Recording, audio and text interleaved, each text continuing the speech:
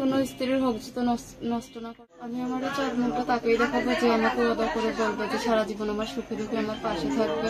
আমি তাকেই আমার মুখটা দেখাতে চাই। আমাকে ছেড়ে কখনো সে চলে যাবে না, সবসময় সুখে দুঃখে আমার পাশে থাকবে। আমি তাকেই আমার মুখটা দেখাবো। সে বিবাহিত থাকলে আমার কোনো সমস্যা নাই, সে যেন তার হকও চালাইতে পারে। দর্শক, আপনাদের প্রীতি ও শুভেচ্ছা জানিয়ে শুরু করছি আমাদের আজকের প্রতিবেদন। তো দর্শক, দেখতে পাচ্ছেন আমাদের সামনে এক আপু দাঁড়িয়ে আছে। আমরা তার জীবনের গল্পটা শুনবো, জানবো আপু কেন আমাদের ইউটিউবের মাঝে আসলেন, তিনি কি বলতে চান। আপু আসসালামু আলাইকুম, কেমন আছেন? আপনার নাম কি?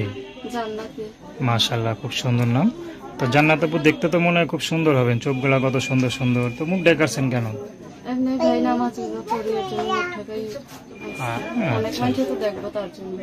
আচ্ছা, তো অনেক মানুষকে দেখাবেন না? না ভাই, আমি তো আর অনেক মানুষের, আমার একটা মানুষ, আমি আল্লাহ একটা মন দিচ্ছি, অনেক মানুষ তো তার দিতে পারবো না, পারলে একজনই দেব। তাই যে আমার সাথে কথা বলবো, সে আমার দেখবো, তাকেই মুখটা দেখাবেন। আচ্ছা, আপনি কি করেন? কি করি ভাই, এই যে মানুষের বাসা বাড়িতে কাজ করে, সৎমার কাছে থাকি, মনে করেন বাবা রিক্সা চালায়, সৎমার কাছে থাকি, অনেক কষ্ট দুঃখে করে প্রতিবেদনের সামনে আসছি।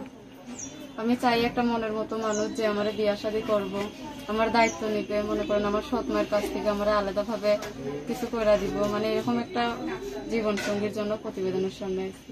আচ্ছা, আপনার বিয়ে শাদী হয় নাই? না ভাই, বিয়ে শাদী হয়নি। পড়াশোনা কত দূর করছেন? পড়াশোনা করছি ক্লাস 6 পর্যন্ত, তারপরে এই যে সৎমার জন্য আর পড়াশোনা করা হয়নি। বাবা নাই?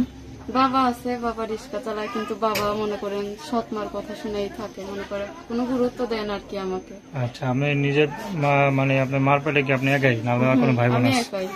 আচ্ছা, তো মা যাওয়ার পরে কি বাবা একটা বিয়ে করছে নাকি মা থাকতেই?